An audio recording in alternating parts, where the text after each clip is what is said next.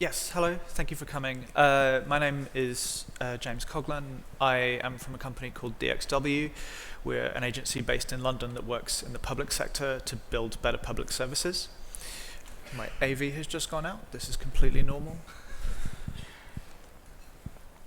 Oh, I know what's happened.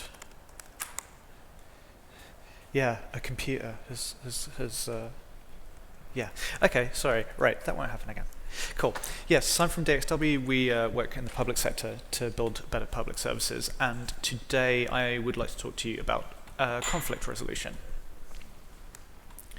So a thing I see people struggle a lot with when learning and using Git is merging. What it means to do a merge, what happens when it goes wrong, how they should deal with the fact that it has gone wrong. And I think that we can better understand Git by better understand that merge process by looking at what Git is doing with our data when it performs a merge. We can look at why conflicts happen, what types of edits lead to conflicts happening, and therefore how you might avoid them happening in the first place.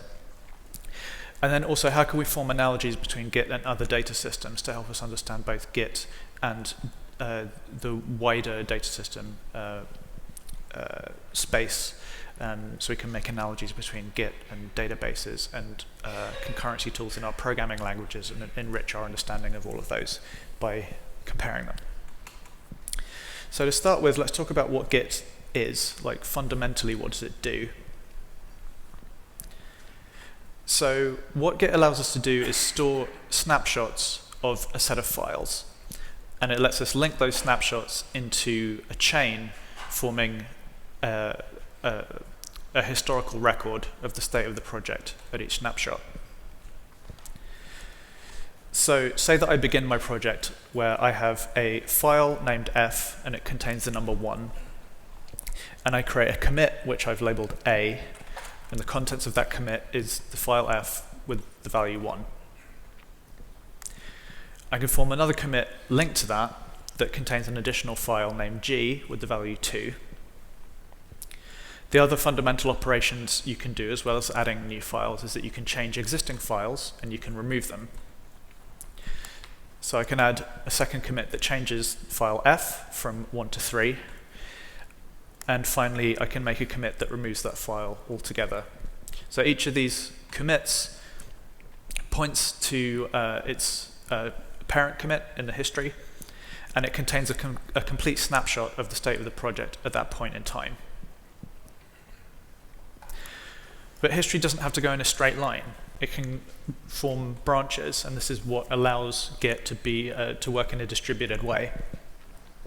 So I could decide to go right back to the start of time and make a new commit based on A. So just take the file f from A and add a new file h to that and label that commit E. And that commit is completely independent of the other branch of history leading from A.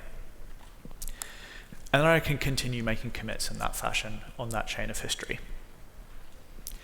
And the way that Git lets us collaborate is by copying sections of this graph between individuals' copies of the repository, and then letting them merge those branches together to incorporate everybody's changes into a single final state.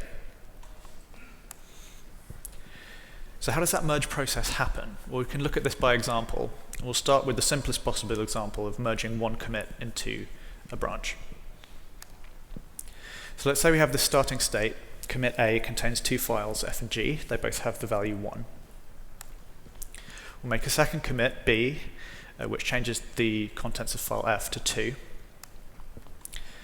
Commit C is also derived from A, and what it does is it changes the file g from 1 to 3. So what happens when we try to merge these 2 commits together? So the result is that we get a commit that incorporates the changes from both B and C. But since Git stores snapshots of the state of the project rather than changes, how are those changes derived? What is going on to produce this final state? Well, what happens is that we can look at the differences between commits and determine how they get added together to form the contents of the merge. So, for example, we're merging commit C into the original branch. The difference between commits A and C is that, so what this notation means is that the difference between A and C is that the file G changes from 1 to 3. Its contents change from the number 1 to the number 3. So if we imagine taking this change and adding it to the state at B, what that produces is the state of the merge commit. In commit B, the file G has value 1. The change says to change that from 1 to 3. So we add that and we get the state of the merge commit. So this is our final state. So now let's look at a more complex example, merging a chain of commits into another branch. We'll start with a commit that has 3 files in it, all with a value 1. Our next commit changes file F to 2 and G to 3, but leaves H unmodified. Commit C changes F to 4, and leaves the other files unmodified. Then on another branch, we have commit D, and the effect of that is to change G relative to its value in B from 3 to 5. And then finally we have a commit based on D that changes H from 1 to 6. There's a lot of changes going on here, and we'd like to merge them together to produce a final coherent state. So what we end up with if you use Git and you ask it to perform this merge is that it will produce this state where F has the value 4, G 5, and H 6. So it looks as though it's taken the state of G from the lower branch. So G has the value 5, that came in commit D. H has the value 6, that came from commit E. And F has the value 4, that came from commit C. No values from before those commits in the history seem to be present in this merge commit. So how is it decided what to keep and what to discard? So initially, all that Git knows is that you want to merge these 2 commits together. And it doesn't know how they're related at all. It just knows that your head is currently at C and you've asked it to merge E, and it has to figure out how they relate to each other. So to do that, it wants to find the nearest common ancestor to these 2 commits. That's the last commit that they were both derived on, the last state in the history where both of these lines agreed on what the state was. And it does that by walking backwards through the history, always looking at the latest commit. So starting with commit E, it follows the chain back to find commit D. We haven't found a common ancestor yet. Then it follows the link from C to B. And it doesn't know B is the best common ancestor yet because it hasn't reached that via the other pathway. And then finally we follow the link from D to B and find out that B is reachable from both of these commits, so it's the best common ancestor. Once we've found that common ancestor, we work out the difference between our 2 original commits and that base commit. So the difference from B to C, if you compare the files on either side, is that F changes from 2 to 4. So this branch only changes file F. The difference between B and E is that the other 2 files change. G goes from 3 to 5, and H goes from 1 to 6. We only examine the total change along a branch, so the actual contents of commit D aren't considered at all. We only want to know about the total change on this branch, and then we don't have to go commit by commit and add everything up. We just take the total. So to form the state of the merge commit, we can use this formula that the tree of the merge commit, that's what files exist in that commit, is the tree from the base commit, that's the last point where both states agreed, plus the difference from each side of the merge, so the difference from B to C and the difference from B to E. So if we put in our values for those, at B, F had the value 2, G was 3, and H was 1. Then one side of the history changed F from 2 to 4, and the other side changed G from 3 to 5, and H from 1 to 6. And if we add all those changes together, then we do get the final state that is in the merge commit. So this is our final state. We record that commit with those contents, and we give it 2 parent pointers to the commits that formed it. So this merge operation is also fundamental to several other commands that you'll commonly use in Git, and one of them is Cherrypick.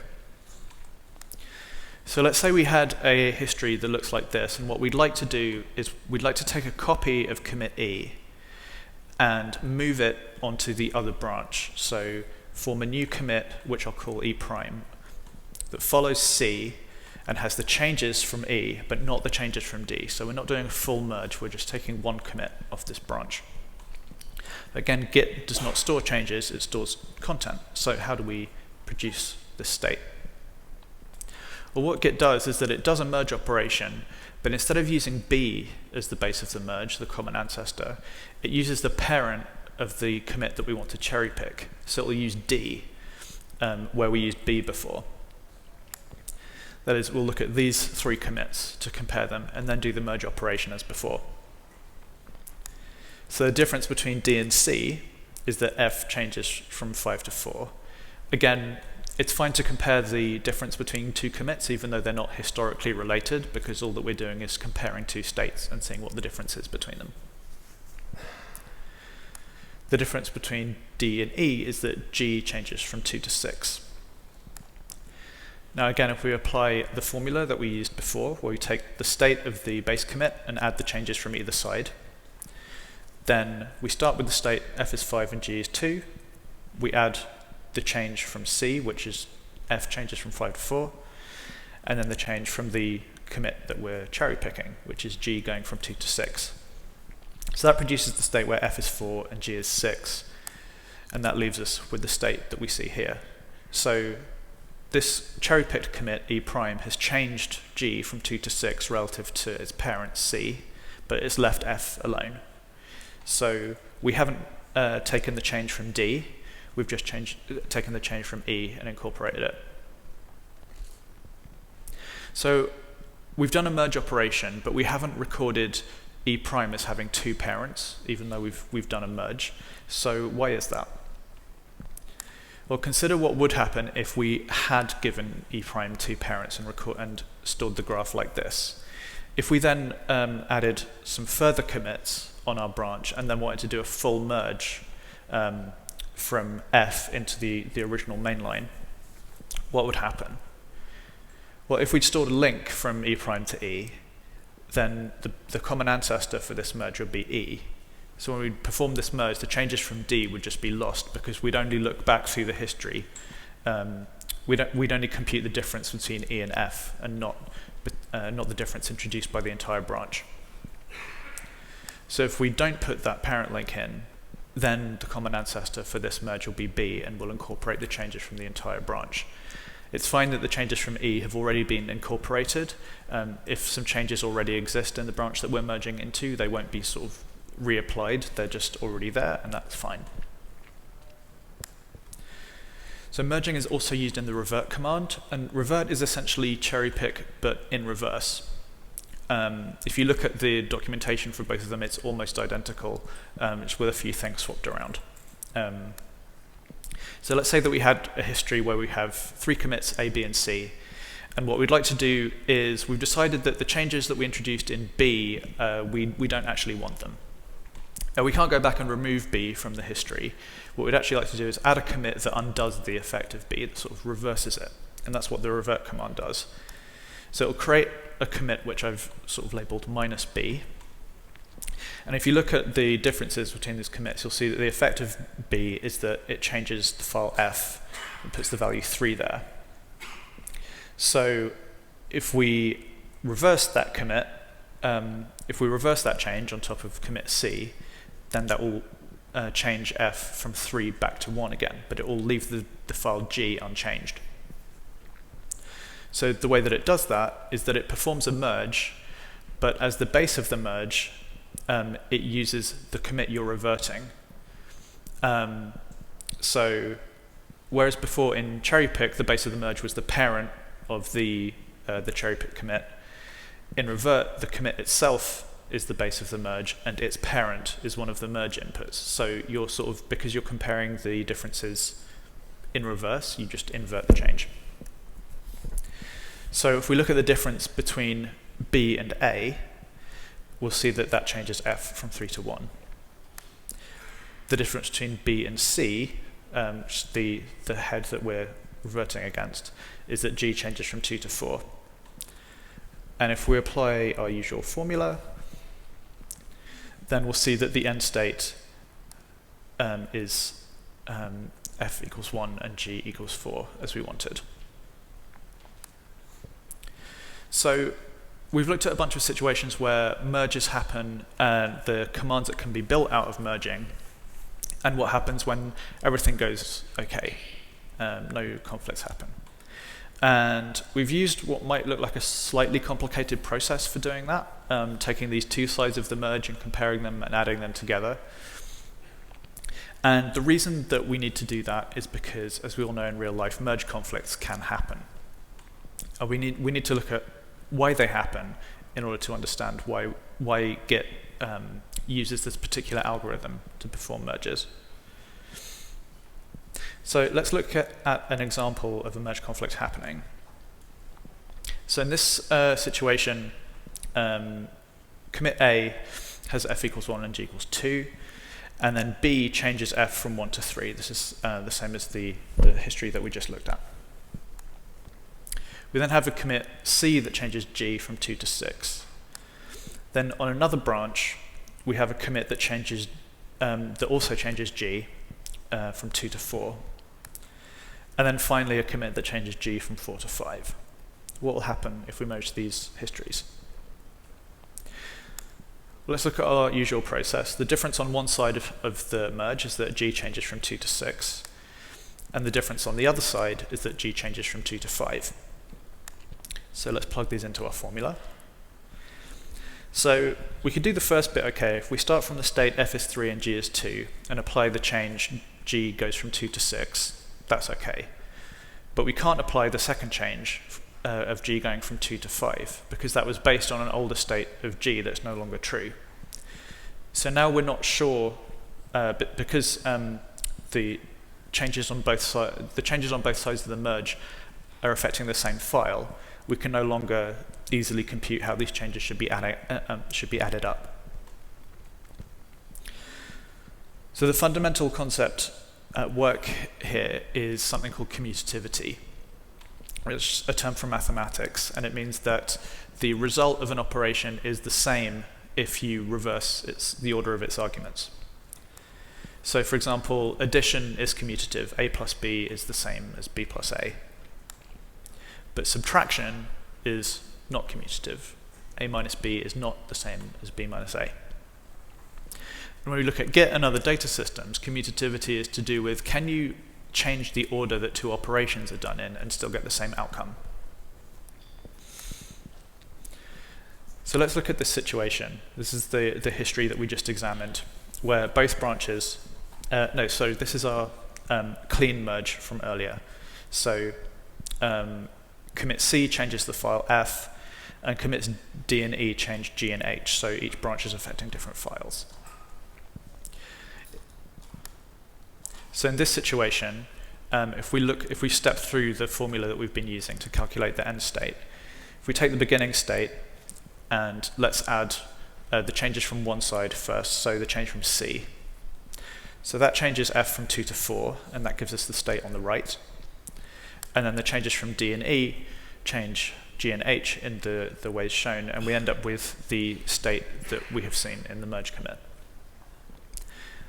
If we swap the order of these changes, that is, we add the changes from D and E first, then that produces the state shown on the right. And then if we apply the change from C to that, we still get the end state, the same end state. So these branches contain operations that commute with each other. If you swap the order that the changes are done in, you get the same outcome.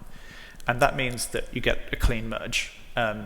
So Git doesn't have to decide which edit should be applied first, because the order doesn't matter. So it can merge cleanly. We can also consider this using a concept from database theory called serializability.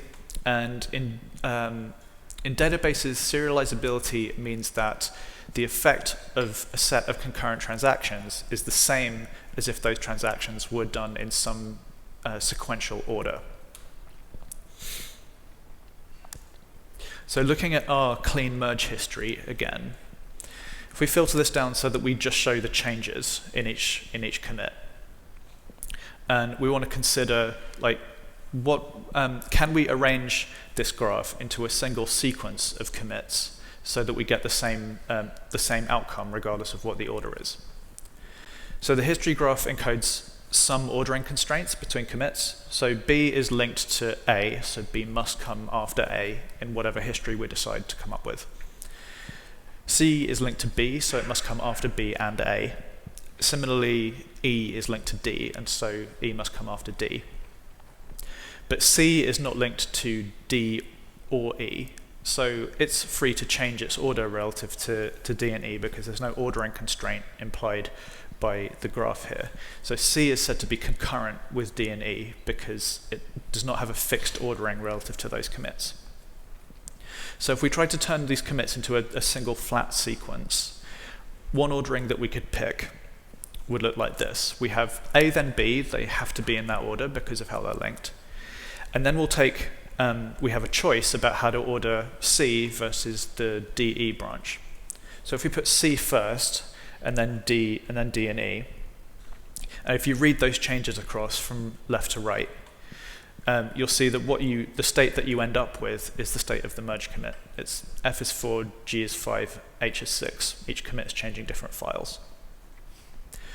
We're also free to choose to put C at the end of the sequence because it can be reordered relative to D and E. And again, if you read the changes from left to right, you'll see that this still produces the same result. So we know the order doesn't matter. This is therefore a serializable history, and Git will merge it cleanly. So merge conflicts happen when changes are not commutative, when two branches perform some operations whose order does matter.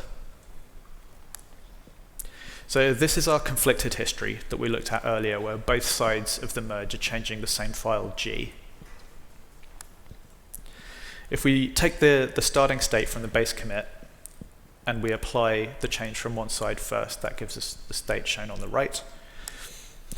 And then if we apply the second change, let's ignore for the moment that this change won't strictly apply, but if we just take its final value, then that will overwrite the previous change and leave us with G being 5 in the final state. If we swap the order of these changes, applying the change from 2 to 5 first, and then the change to 6, then we end up with a different state. The change to 6 has overwritten the other change. So because these give different outcomes, these branches are not commutative with each other, and Git will give you a conflict because it doesn't know. The order of them matters, but Git doesn't know what order they should be in because they're on concurrent branches. So it makes you make a decision about which one should win. So again, if we look at this history just with the changes highlighted and look at it as a serialization problem, if we put C first, then the change from E ends up winning in this sequence. So G equals 5 comes last, and that's the value that ends up being kept. If we pick another acceptable history that is allowed by the shape of the graph and put C last, then G equals 6 ends up winning. So we can see this history is not serializable. If you serialize it in any way that is allowed by the history, you get a different result depending on how you do that.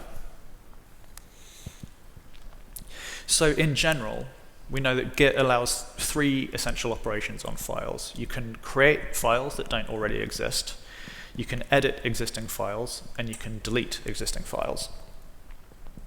So add does not commute with itself. If two branches add the same file with different content and then you try to merge those, the order of those will matter. One of them has to end up winning, so you'll get a conflict. Likewise, if two branches edit the same file with different content, you'll get a conflict because you need to decide which of those edits is kept.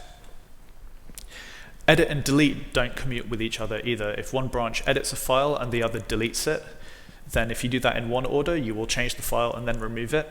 And if you swap the order of those, you'll remove the file and then try to edit something that doesn't exist. So it just gives you a nonsensical history rather than just a different result. So edit and delete don't commute with each other either. However, delete does commute with itself. If two branches delete the same file, then they're producing the same final state, like the file doesn't exist. So that's an easy decision to make. So if you have a delete on both sides, that will merge cleanly.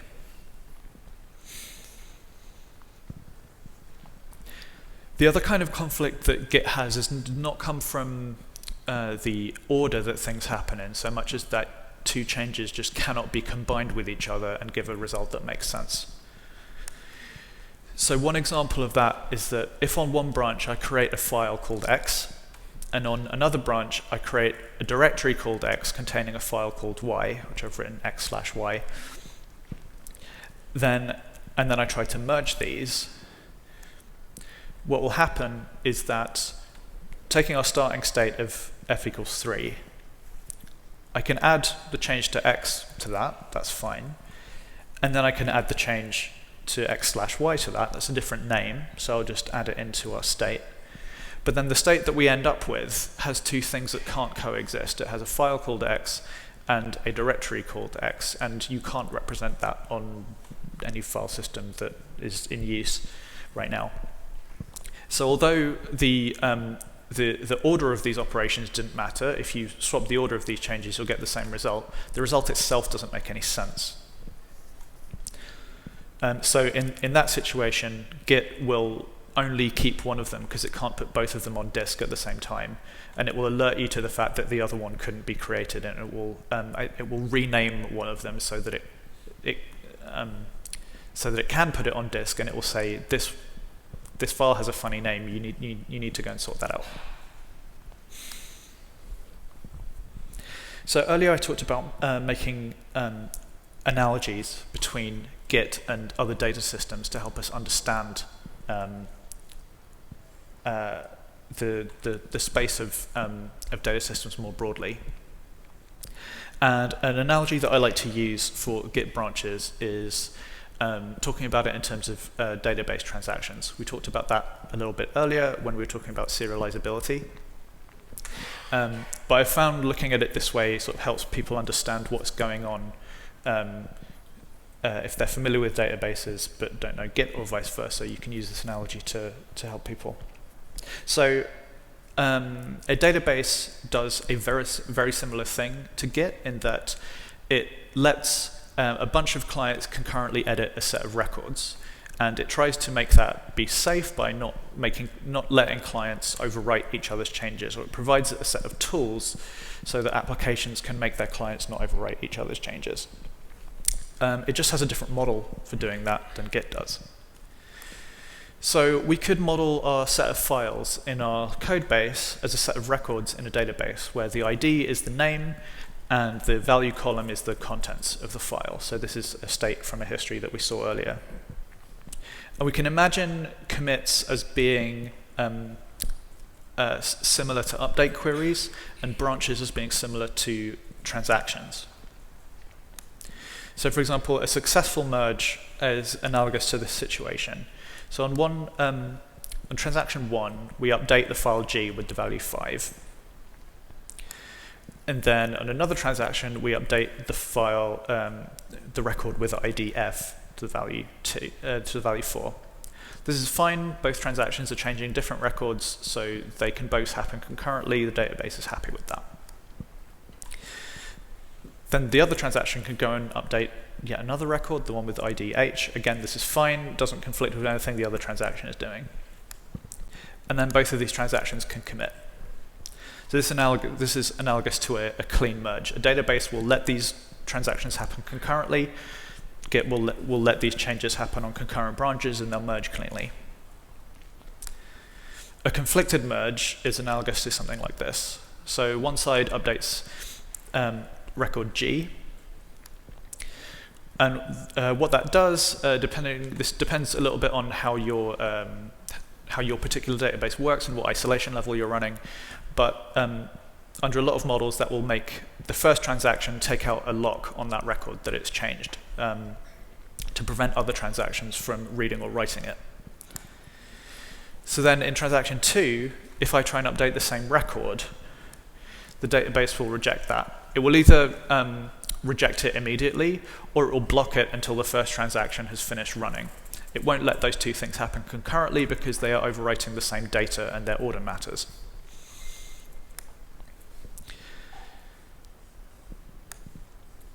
So yeah, what has to happen for this to succeed is that the first transaction has to commit first, and then that will release the write lock on that record, and then other transactions are free to go and edit it.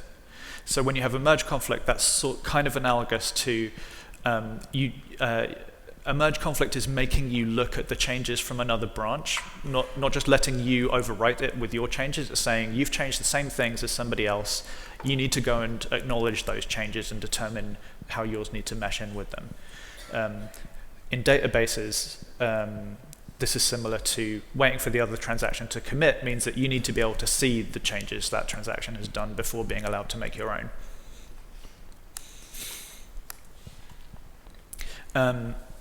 And yes, the way that most databases work, that lock that the first transaction will happen will also prevent other transactions from reading that record while it's still being written.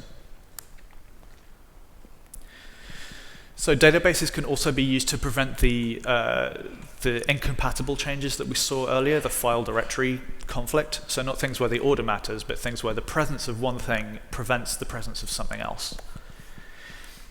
So if your database is running with serializable isolation, what you can do at the beginning of one transaction is, say we want to create the x/y file, the directory called x containing a file called y. So to prevent other transactions from creating files that would conflict with that, what we can do is say, select from files where ID equals x. And that creates a range lock that will prevent any other transaction, any other concurrent transaction from affecting records that match that query. So yes, transaction 1 now holds a range lock on the query ID equals x. Then we can insert our new file with the name x/y. And if another transaction tries to insert with the ID x, they can't do that right now because of the range lock held by the other transaction, and that will be rejected.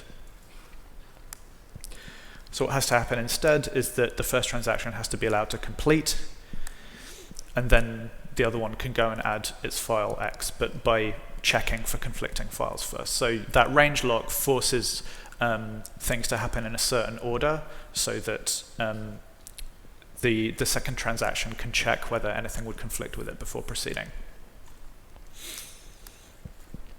So what we've seen is that Git and databases and many things like them are systems for safe concurrent editing. They let in Git either a set of collaborators on a team, or in a database a set of application processes all concurrently modify a set of data and do that safely so that people aren't allowed to overwrite each other's changes without noticing. They provide different guarantees, and they provide those in different ways. So for example, a database uses transactions and locks to prevent different clients making inconsistent changes relative to one another. Git doesn't use locks. It just allows all writes to be recorded, but then when you merge, it alerts you to the fact that some conflicting things may have happened and forces you to resolve the difference. There do exist version control systems that do use locks, where like if you're editing a file, you have a lock on it and nobody else can change it at the same time. That doesn't tend to work very well in a distributed system because it means everybody needs to be online to agree who has the lock at a particular time. So for a system like Git, it works better to just record everything, and then when you want to merge, to decide whether that's an okay thing to do.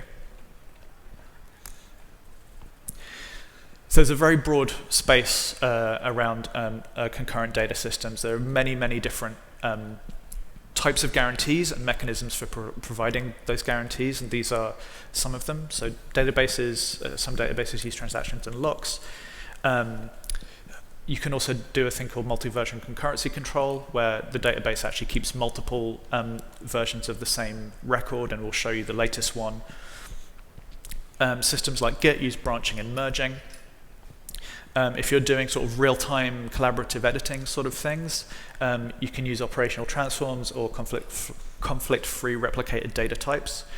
These are all very different technologies, but they're all fundamentally providing the same thing. They are trying to control the order that changes happen in when that order matters. And these problems also show up in programming languages, and this is a space where I'm interested to see how these technologies from data systems migrate into our programming languages.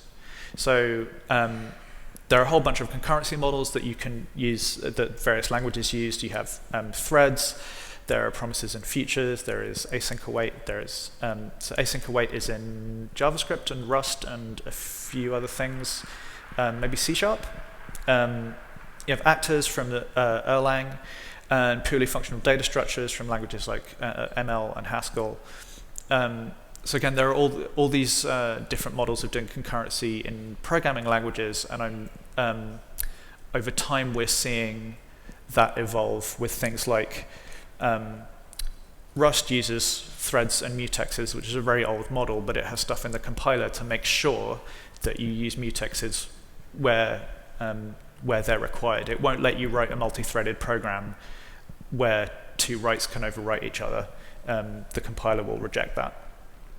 So yeah, I think there's still a lot of possibility in this space for ideas to migrate between these things. It's a really fruitful space to explore. So that's all I had for now. If you're interested in learning more about Git, I've a book which explains all the computer science behind Git by walking you through building Git for yourself from scratch. And yeah, that's all I had for now. Thank you very much.